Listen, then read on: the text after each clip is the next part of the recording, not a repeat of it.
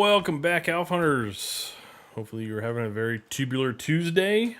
Let's see what's going on with the markets. We had a little bit of a gap down here today on the SPY. And yeah, gap down about 1/4%. A little bit more than that. But we did sell down pretty good there initially, the first 20 minutes. So, all right. We got down about 2/3%. You can see a nice little bounce. Currently negative 0.1%. Not a big deal. Looks pretty good here over the past hour. Maybe we'll continue positive. Maybe even close the day positive. Just have to wait and see. Q's looking pretty good though. Up currently about 1/4%. Nice little gap down. A little bit of that sell down there. Nice bounce. Got positive. A little bit after the first hour of the trading day. Nice little bounce. A little bit negative. Then currently at session highs. Nice little bounce here over the past hour and a half, 2 hours. Looking pretty good there. IWM though. Oof. Pretty big gap down here. Gap down roughly 1.15%. Sold down for about 20 minutes. And yeah, we've been bouncing ever since. Currently down about 2/3%. But yeah, that gap down was pretty good there on the IWM. DIA, nice little gap down as well. Currently, nice bounce after the first 20-minute sell-off, but it hasn't done much since. That first 20-minute sell-off, and we haven't really gotten back above that and climbed up out of that. So, okay. Trying to base here over the past couple hours. Maybe we do and push higher later. All right, RSP, nice little sell down, gap down, sold off, bounced. Currently at session highs right now. Okay, currently down about 0.5% there on the RSP. And we did breach last week's low today.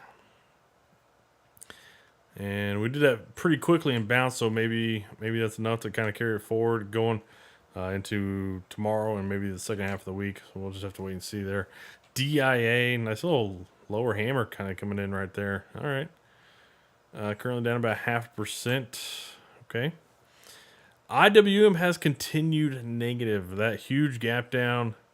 Thinking maybe it goes a little bit higher, but that was kind of the spot. That was kind of what we talked about at the end of last week, right? On Friday we got this quick breakdown. Looking for it to probably come into that 200 level. It's kind of where we gapped to, a little bit less than that yesterday morning, but then we bounced all day yesterday up to 202. And that was basically the area you were trying to go bearish, anywhere in that spot up until this downtrending line. And then we got the gap down today. So maybe we just continue to break down. That doesn't look good. It doesn't look good. It looks like we just broke down, retested, and continuing that breakdown there on the IWM. Qs still pushing at all-time highs. Looking pretty good. All right, SPY bounced off that 10 EMA today. We'll probably expect this to push a little bit higher maybe over the next couple days. Kind of seems like it would. Okay, kind of seems like it wants to. All right, take a look at the VIX, the VIX. Not really doing a whole lot today. A little bit of upper wick there. Okay. I'm not surprised that the VIX is kind of a little bit elevated, but dollar also pushing higher today.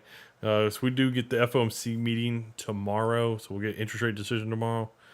But yeah, dollar pushing a little bit higher. Okay, GLD kind of sideways day today. Not really too much kind of going on there, although it is starting to go sideways, maybe under this 50 EMA here. So if it doesn't kind of bounce up out of here, definitely look for that lower move.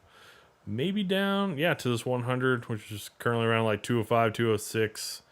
And that can happen pretty quick. Could happen pretty quick. Yields pulling back a little bit today. That makes sense. They had a pretty strong day on Friday. Continued a little bit yesterday. So yields are going to have a pretty big do or die day tomorrow. And we'll just kind of wait on that. 10-2 inversion. Not really doing a whole lot. It's just been this, kind of just in this zone here for a good part of the past 9 months. So just kind of waiting. HYG, high yield corporate bonds. Trying to bounce a little bit today. Okay. Trying to bounce a little bit. LQD Also bouncing a little bit today, which means the TLT probably bouncing. So that was kind of what we had talked about, right? Seeing this clear breakout, looking for the pullback into this downtrending line. Probably want to play a bullish off of that. The HYG or the LQD pulled back a little bit under that, but the TLT kind of kissed right off of it and bounced to at least today. We'll see if that kind of holds as we go into tomorrow, because we're going to get a pretty big day tomorrow on yields and rates and how that will affect bonds and the markets.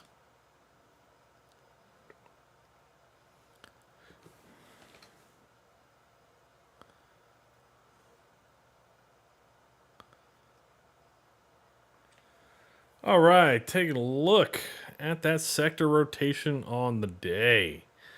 Lower end of the day, financials. Financials are at the lower end of the day. We also got industrials, discretionary utilities at the lower end of the day. Healthcare, staples, energies, not doing all that well. Materials also underperforming. And then communications and real estate kind of in line with the market there. And tech continuing to lead the day. Tech is just dominating.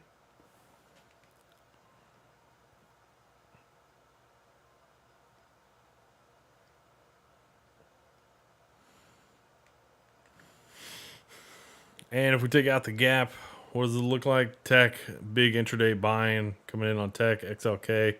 Energies, utilities, materials, real estate outperforming during the day. Communications underperforming, as well as healthcare, staples, and industrials, and financials and discretionaries at the lower end of the day. So that is how things are going today.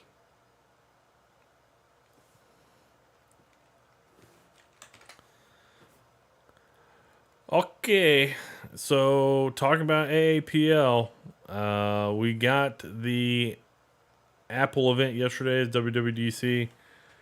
I see a lot of bullishness coming in, especially in the first what was it, the first 2 hours, of the day, pretty strong, bullishness. And I think a lot of people, investors want to know is, did Apple do enough to get people to go buy new devices? Are people, was what they showed off yesterday what something that is going to move the needle, get Apple back to growing? And I'll be pretty honest, I looked at some of the stuff that they announced yesterday. I was not that impressed, but it doesn't matter about my opinion. It matters about,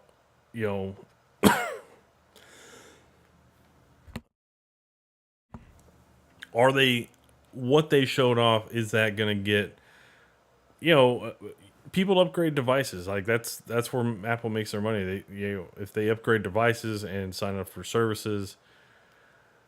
And there wasn't too much yesterday. There was, they showed off some calculator on the iPad thing, and it was pretty cool. But it's like, am I really gonna draw a cartoon out to get this thing to do math? And it's like it's cool technology, but is it practical technology? That's the difference. There was some pretty neat stuff out there that they showed off. I just didn't see how much of it was very practical. My opinion, that like a lot of people are like, oh yes, I absolutely want that. It's like a lot of that stuff we already have, and it's already easier to use. Would probably be the thing I would say. So yeah, I think this might be something that takes a little bit of time to kind of figure out. I might not be the only one in thinking that, but I've also seen other people say they're really excited for it. But there's also been people say that they've been really excited for things before that from Apple, like the Vision Pro that they announced last year, the year before, whenever that was, and that thing you don't ever hear really anything about it at all anymore. And I don't really see anything about the Vision Pro. So it is one of those things that maybe this is something that, oh, it's Apple showcasing something new, but what is it really going to do? What is it really going to do? So that's kind of my perspective on AAPL. I would take this opportunity to probably lock in profits, especially if you've been in here over the past month and a half, 2 months. I definitely was mentioning down here at these lows around the mid 160, under 170, like, hey, don't want to play this bearish going to the Apple event. You're going to want to wait.